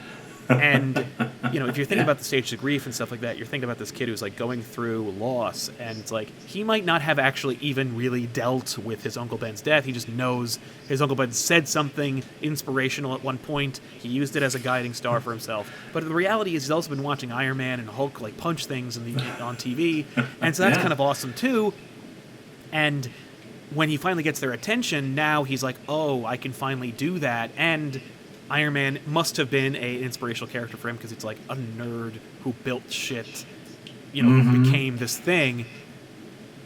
When he ascribes his father figure to Tony Stark, it's not him necessarily like forgetting about Uncle Ben, which is a lot of the people's like complaint, where they're like, what the hell? He replaced Uncle Ben with Tony Stark. It's like, yeah, he's dead. Which is something that happens in real life. Exactly. And, it could have, dangerous side effects if the person you start emulating is dangerous, or it can have positive side effects. And really, like, that's a lot of this movie is he wants to be at that level. Yeah. Which is also just a very kid thing. And a kid at any age likes to believe that they're a few years older, or just as smart and mature as the kids a few years older, right? Exactly. That's such a perfect kid thing. Like, I can handle this. I can make my own breakfast. I can go down the stairs by myself. All the things kids do, like, that's Spider-Man just on a superhero level. Like, of course I can be an Avenger. I helped fight Captain America. Duh. Yeah, I can stop bank robbers. Everything's fine. Yeah, but what he doesn't recognize, what they and he don't recognize, is like how insulated they were by their authority figures. Like in the Civil War situation, I think he says it in Infinity War or something, where he's like, I don't remember which movie it was, Homecoming or Infinity War, where he says, like, I fought Captain America. And he's like, if Cap wanted to take you down, he would have. Right. Like, when you were in the Civil War, no one was trying to kill you. Mm-hmm. Like, that was a very, very low stakes situation. Yeah, no, it's that kind of thing. Your ability. Well, and that's like the joy of the movie, right? It is like finally at the end of it, like we, even though like all of us watching it are hoping he gets to join the Avengers, like as a character, he says, "I am definitely not ready yet." Yeah, yeah. And it'll be really interesting to see where they go with this in Far From Home. Yeah. Obviously, like they'll probably do a little bit of like cleanup as far as the unsnap is concerned. Spoiler alert. Yeah. I'm sure everybody who's watching this knows about the snapping and unsnapping. Yeah. I'm sure. Yeah. But like besides that, I think something you talked about was like him trying to learn from these older, more established superheroes and still finding his own path. Yeah. What I'm hoping, as far as Far From Home is concerned, is that Nick Fury tries to take him down a darker path. Yes. like Weapon X style, like we need your powers to do some messed up stuff, and he hopefully, and who knows what the movie's going to be, but like hopefully like it'll be him finding his own path. I think it's the same director. They're making the same like creative decisions. I feel like, and I've heard good things about it. I'm not going to spoil anything because I haven't heard any of them, but it feels like thematically it's going to make sense, and that everyone's going to behave the way that you would expect, or at the very least the way they would as those characters are portrayed. Mm-hmm. And I like the idea of like a Peter who now, in Homecoming he's like, I'm ready, and then realizes I'm not. Mm-hmm. And in this one it's like the training wheels are off. Yeah. And he's like, I have to actually, the days of learning, like taking, learning bumper sticker quotes and applying them to my superheroism are over. I actually have to live it now. There is no one who's going to catch me. Well, and just from the trailers, we're probably also going to get a little bit deeper into the dual life thing. Oh, definitely. Because in the trailer he's talking about, no, I'm just here on vacation. I'm not bringing the suit. Oh, Nick Fury's here. Yep. And so like we're going to start. Now, we have such a good base with him as a character, where now we can start dealing with a little more of the melodrama stuff, which I'm okay with, and yeah, I'm very excited to see where this is going to or where this is going to go, and yeah, I'm super thrilled. We're right now as Spider-Man fans, we are living in a fantastic time. That's right, because we have Tom Holland, we have the Spider-Verse, which is so good. Which is it's so good. I'm flabbergasted constantly by how good it is, and every time I rewatch it, it's even better. And a lot of people will say, oh, like do you like Homecoming or Spider-Verse better? And obviously you can't compare them because one's animated. Yeah. And because it's animated, it gets style points that Homecoming can't have. Like it's such a unique vision. Yes. But even like Miles has a wonderful character, but even Peter Parker in that universe, Peter B. Parker. B. Parker, yeah. Peter B. Parker is like, that's exactly the correct way to make an older Peter Parker. Yeah, that may be my favorite on-screen Peter Parker now, is Peter B. Parker. Sure. I mean, it's amazing. It makes sense thematically. It makes sense for the character. I like where it's like, I'm 34. Like, I'm done. I did all these things, like, where he's so good at it, but it's like, it's like, I don't want to be, and like, I don't think about it. Like he wouldn't categorize it as being good. He'd just be like, whatever. Like it's like all of us who decided to turn our passion into our day job, and it's like, oh, now I have to work. Oh no, literally. Like like when I talk about comics on the internet for a living, which is like a thing I need to remind myself is fucking awesome. Mm-hmm. Because if I don't, I'm gonna be like, yeah, fuck. Like when I go to comic book stores, or I run into people who are like, hey, you want to talk about Spider-Man? I'm like, I mean, I do, like every day.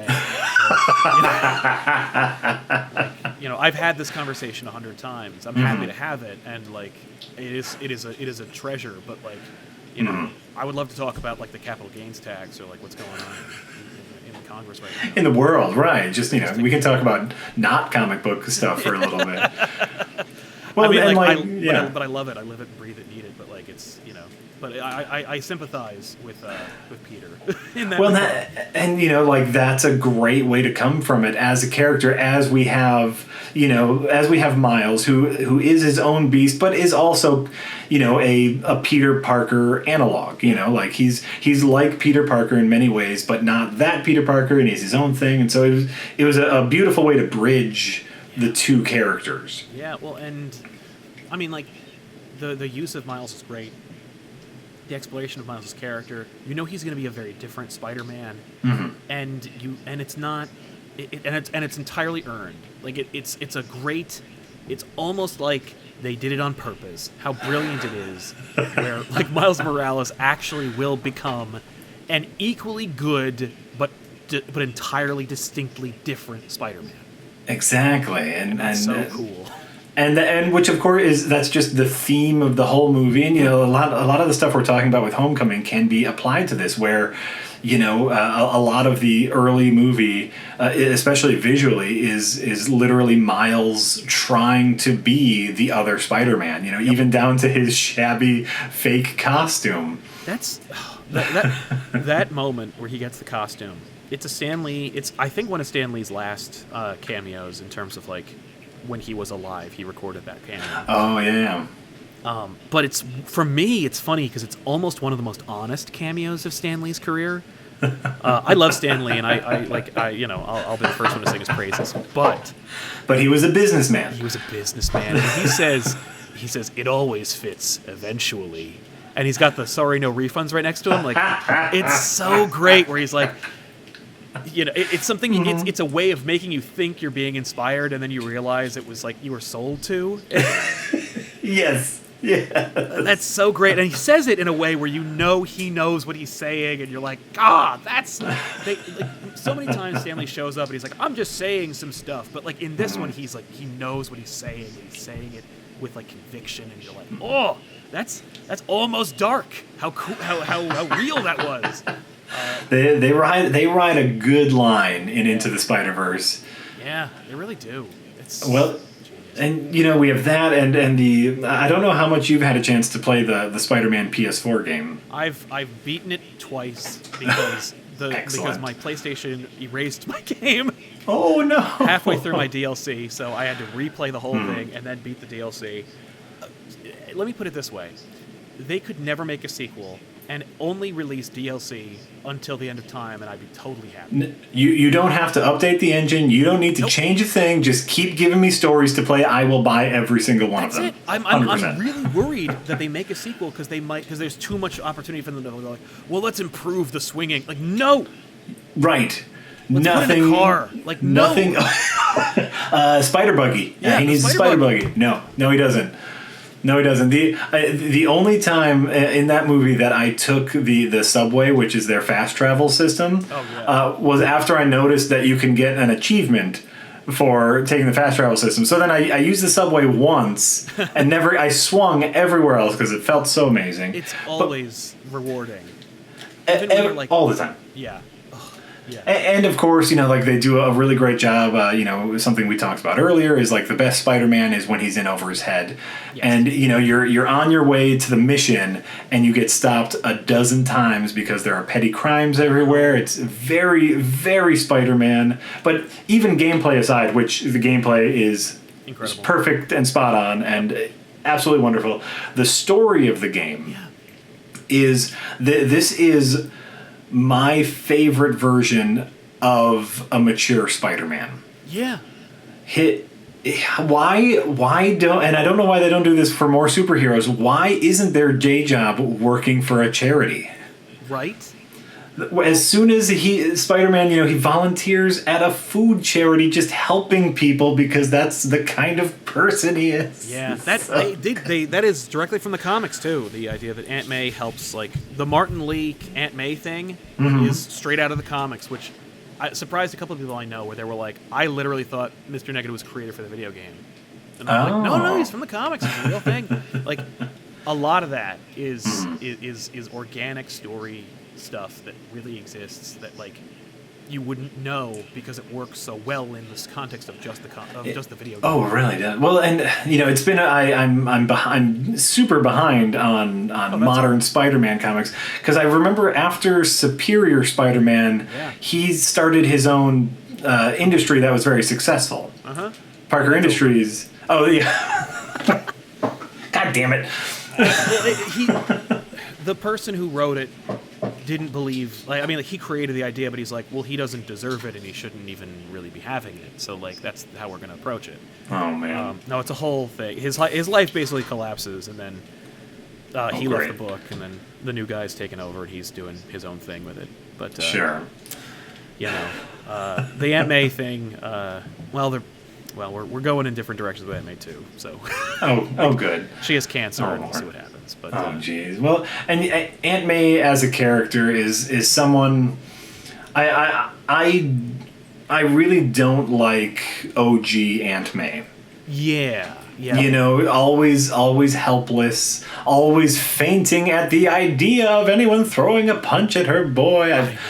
I have never connected with that Aunt May, and so Nope. you know, like I'll take Marissa Tomei even as a non-character. Right. I feel bad. She's got a couple of deleted scenes where she's like great, because it's Marissa Tomei. She is great. She's great, and like, but she doesn't do anything in Homecoming, and she doesn't do anything in. I mean, well, I guess she's not even in.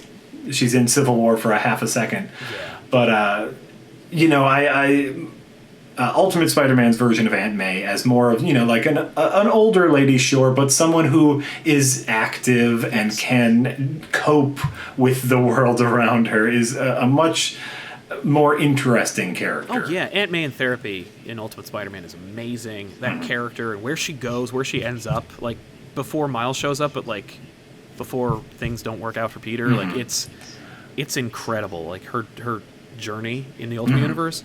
In the regular universe, it's only until, like, I think the mid-90s when they finally, like, they decided to kill her off.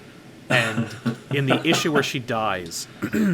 She reveals, "I've always known you were Spider-Man." Right. And it's so rewarding, and like it's a straight up retcon because you're like, "Nope, I've seen your thought bubbles. You didn't."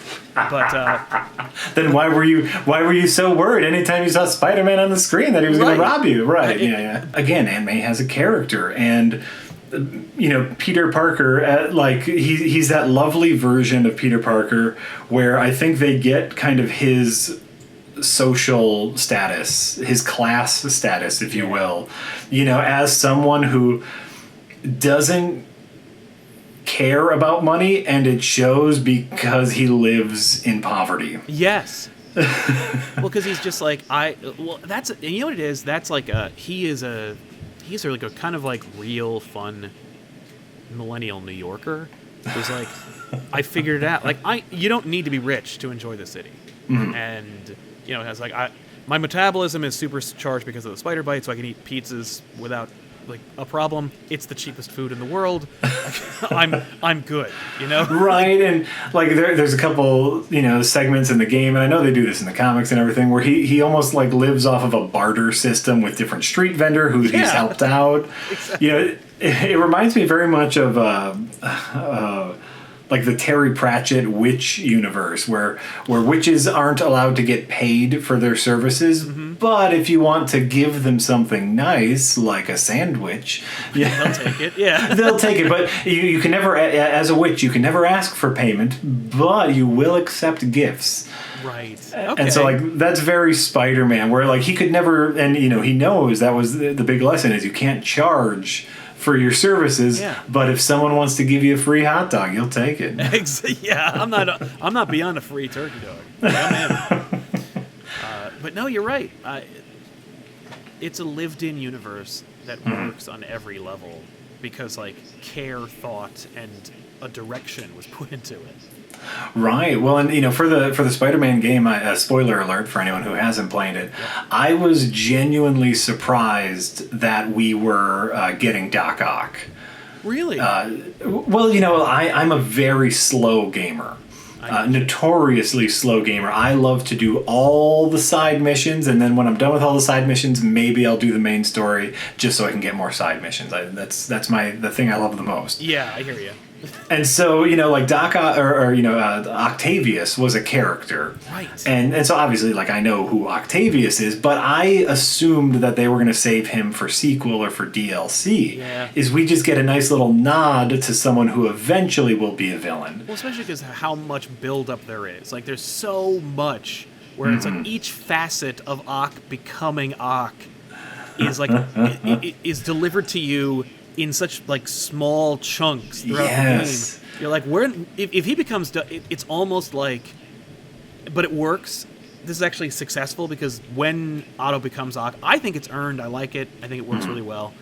It's similar to, reminds me of the origin of Two-Face in Dark Knight, where I'm like, whoa, slow down. You got to save Two-Face for the next movie. It's not like they're just going to cram him into like the last half of the third act. Oh, they did? Oh, that's what they did. Oh, okay. Oh, and then they killed him. Cool. Like, right. But it's a video game, so we get him for a few hours instead of the 20 minutes that we get Two-Face, right? So it's totally worth it. Like, oh no, and it just like it reinvigorated the second half of the game. yeah. Where all of a sudden, like, you know, all the little pieces start to make sense as far as like what we're learning about him as a character, and we get a ton of that really great mentor-mentee relationship where you know, much like we talked about kind of with other movies, Dr. Octopus or Dr. Octavius is Peter Parker, is just someone who's passionate about science and about helping people. Well, and it raises the stakes in a big bad way for that game, because at first you're like, okay, like there's no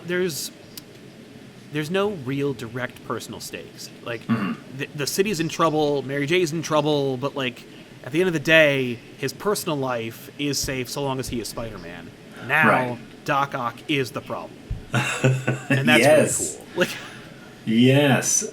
That's so smart. And speaking of Mary Jane, hey, she has a character. Yeah, I remember a lot of people like pissing and moaning about her because and I think it really is just because like, well, wait a minute, she's doing too much in this game. You know what? Wait a minute, she's a real person who does stuff on her own. What? Yeah. Listen, is there a precedent for Mary Jane becoming a newspaper reporter? Not really. It's a little bit in Ultimate Spider-Man at the end. She says she wants to become a reporter. They say that in a Spider-Man comic, so you can kind of say that there's some justification. Yeah. But, no. That being said, what else are you going to do with her? Exactly. Like, they went Lois Lane with her. Yeah. Which works, by the way. Yeah. Like, I'm not going to complain.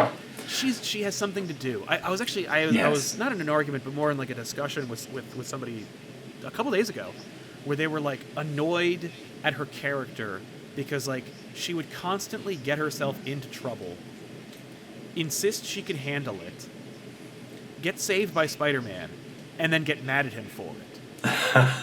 And he's like, "What kind of character is that?" And I'm like, "That's called a person." People are like that a lot. Could it be possible that she's angry that she had to be saved and she's taking it out on him? Like, could it be possible that they have a past where their relationship hasn't really worked out and some of that's carrying over into now, which is what happens in the story of the game? Exactly. Like, maybe don't assume the people who are making this game are frauds for just a second, and then think about it actually in the narrative. And I think you'll find there's something there. I mean, like, if you're not convinced, play the DLC and look at the relationship between Peter and Black Cat, and how like real that is. I don't know. I loved it. I played all the DLC. I loved the game.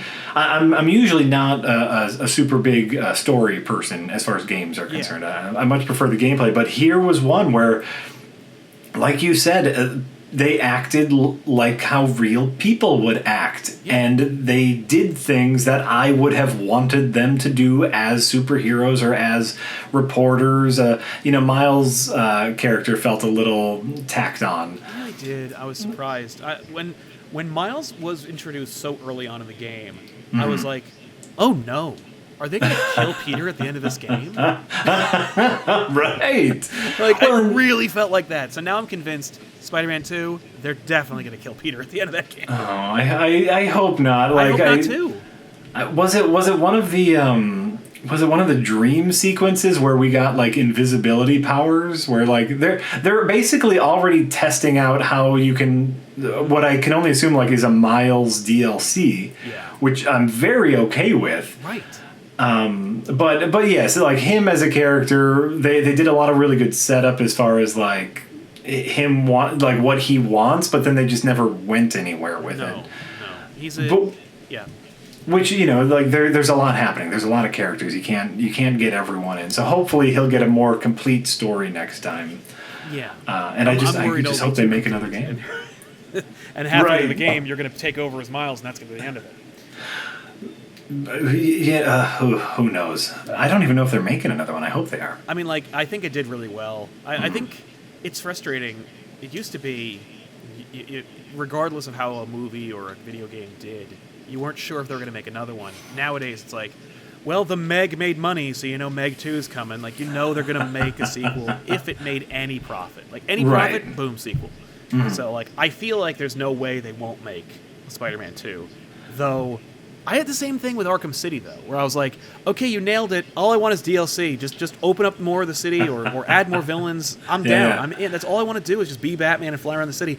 All I want to do is play this game. I just want more of an excuse to play the game.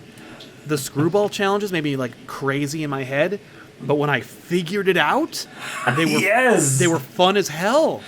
Well, and I don't know if that's how they work screwball in the comics, just because I'm out of touch with the comics. Afterthought, practically. Like, I wouldn't. Well, I like the idea of a villain as a streamer. I think that's perfect. Like her shenanigans, because she's hoping for an audience, is pitch perfect as far as an update to a character goes. Oh yeah, it's a great concept. It's a great modern concept that doesn't feel like stupid, like or feel dated.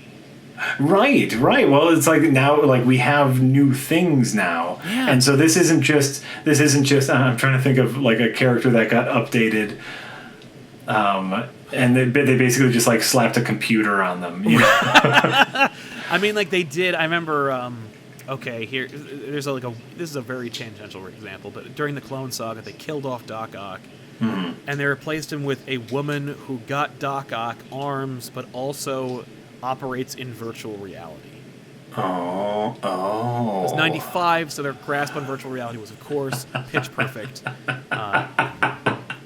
It was very much reboot. Another good example, even though I didn't see it, is the Rhino.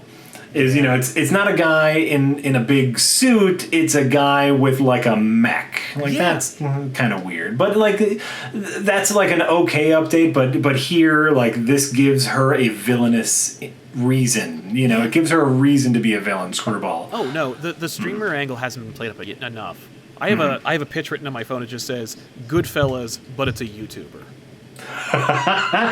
And because that is a movie like Scorsese could make, and it would just because I'm watching these these like 22-year-olds who have $300 million, and they're like, I'm going insane. Right. And then they get into shenanigans just hoping to keep it coming. Like, how about we'll show dead bodies now? Great! It's because a 19-year-old shouldn't have $200 million. Because that's exactly what would happen if a 19-year-old had tens of millions of dollars and no impunity. Like, are you kidding me? Exactly. That's a fascinating story if it weren't real and I'm existing on it. Like, ugh. Right? Like, what are we dealing with now with the streamer who like just went into a bathroom with a camera? I know. And Twitch is like, I'm thinking he can have like a 24-hour ban. What do you think about that? Like we're definitely going to slap him on the wrist for showing a child in a bathroom. What's wrong with you? Like that, you should probably be arrested for that. That's straight up. That should be like, you know what? Forget what Twitch is going to do. Like, just make sure that the law in that state does what it's supposed to do. Because treat it like it wasn't streaming. Treat it like it was just an adult man in a bathroom taking photos of a child in the bathroom. Because that's exactly what it was. Yeah. But I guess I see what you're saying is like that is a good concept just for a general like a descent into madness and chaos and greed movie. Yeah, but like it's a great superhero angle to be like, how about it's a streamer who just goes totally supervillain with it? Like, genius. I don't know if they'd wear the unitard, but well, they would have some sort of stupid outfit that they started wearing ironically, but now have to wear because it's part of their uniform, much like that streamer who went into the bathroom. That's true. You know what? All right. Maybe the uniform that she wears is an evolution. Like it started with just a helmet. Yeah. And it just goes and it was a joke. It was making fun of other streamers, but now they have to do it. Yeah. But you know what it is? The jumpsuit is actually it's sponsored content that was sent from Puma, and they were like, "You got to wear our jumpsuits in every one of your streams, and you'll make like $1,000 a video." YouTube culture is interesting and also disgusting. It's kind of well, but I mean, that's like the world too. right. It's like, Yeah, everything is really. it's interesting and kind of disgusting. Yeah. But you know, the good thing is we get some quality Spider-Man. We have some people who are in charge of the property who know what makes the character tick. Yeah. And they're hitting those core notes. And you know, like we've seen it so often in other superhero properties where the creative force behind it wants to go in a new direction or just completely misses the point of why this is an iconic character in the first place. I am definitely looking at Zack Snyder and Superman. Oh, right. I mean, well, Zack Snyder. I mean, that's right. a whole show, I feel. You're right, but I guess what I'm saying is, like, we know there are people who have gotten it wrong. Yes. They've even gotten it wrong with Spider-Man, but we have at least 3 examples of modern Spider-Man adaptations that are just killing it, and so all we can hope for is that they make enough money to make more of them. Yeah, well, and not too much money where the people who pay them that money say, well, okay, now it can't fail, so I have to get involved. Because for some reason, that is exactly what happens, is that, like, you give an indie creator some money, a little bit of money, and they do something brilliant and beautiful with it, and they go, okay, well, now I got to protect that investment by getting involved. Exactly. And then they wonder why it totally shits the bed. Like, I don't know. Despite the ocean of mediocrity / garbage there is, in recent years, we have 3 very recent years. Yeah, in like the most recent examples we have are positive and of high quality in terms of art and like media. Like it's not just like Spider-Man the PS4 game is a well executed game, but the story is garbage. But who cares because the game's so good? Like no, it's a brilliant marriage of character and function. And they somehow, like, with all these things, with Homecoming, with Spider-Man PS4, with Into the Spider-Verse, they have found a way to both stay true to what made us all love Spider-Man in the first place while finding their own voice. Because each of those 3 things have a very unique character story to tell. Yeah. While also remaining true to this idea of, like, someone who wants to do good things but doesn't quite know how to yet. Right. Brilliant. It's great. And it's great. Yeah. Great time to be a Spider-Man fan. Yes, because here's the thing. You know, when I was a kid trying to grab any Spider-Man media I could, you know, I had very small, very slim pickings. And I, like, rose-tinted glasses because I was just happy to have anything. Now you have it all. Like... If you loved Into the Spider-Verse, you'd be like, why are they pointing like that? Go watch 1964 Spider-Man, the animated series, and see how long you can watch it. Right. And then go down the rabbit hole. Watch the 81 cartoon. Watch His Amazing Friends. Like, see where it came from and what missteps were taken. But you have the good stuff too. But yeah, then you can enjoy the filtered version of the garbage that we had to get through. You literally have it all. You can you have the good and the bad, and you can pick and choose. You could say like, oh well, I only like Spider-Man 2 from the Raimi movies, but I really like, Far From Home, and I like this game, and that's the only game I like. But because there have been many Spider-Man video games. I don't know how many you've played, but I've played most of them. I was gonna say I've played a bit of them all. I remember like the first Spider-Man game based off of the Tobey Maguire movie. I remember loving. But I'm sure in hindsight it's terrible. I believe Spider-Man 2 is considered like the gold standard for web swinging until PS4. Until PS4. And you know what? I did play Spider-Man 2, and because you can choose whether you want like the assisted web swinging that you got in the Spider-Man 1 game or the special Spider-Man swinging, and I hated the special Spider-Man swinging. I understand what they were going for, but that was way too much work. Yeah. I just want to swing. Yeah. And the only thing I remember about the first game is that after you beat it, if you beat it like, I forget, in so much time or in so many points, you could then replay the game as the Green Goblin. I don't remember that part. That's awesome. And you know, of course, the Green Goblin has bombs and bullets, and so like you're going through these sections where you're literally like flying your glider through ductwork and then like just bombing the bad guys. It was awesome. It was a fantastic, like, goofy, cathartic thing, and of course, Bruce Campbell like does all the tutorials. Yes. He voices all the tutorials. Yeah, where he's like, jump and then jump again. I don't know how it works. Great, yeah. So I remember that, like there are some decent ones out there. Yeah. Yeah. I liked yeah. There was the Activision Spider-Man game from 2000 was awesome when I remembered, like when I played it. Mm-hmm. I tried playing it recently and no. No. Just no. Yeah. It does have great, you know what's great about it is you can get like every costume. Yes. Oh, I do remember that. I remember earning the costumes. Yeah, Yeah. and that's pretty cool. But like, I got that with PS4. That's the other thing about don't make another one. I'll lose all my costumes. Right. And I like, really want to play as like the cell-shaded Spider Clan. And Spider Clan is so gorgeous, but isn't it great? We just got Bagman. We just got Bagman Spider-Man, and so you gotta play as Bagman. Right. No, I got Future Foundation Spider-Man. I got Bagman. I got the real comic book Iron Spider. Like I got them all. I got Naked Spider-Man. It's amazing. And I'll just switch. Like I'll be swinging through. Like I'm like, well, we just reached another district. Time to switch costumes. I just play that game for fun, and I don't do that anymore.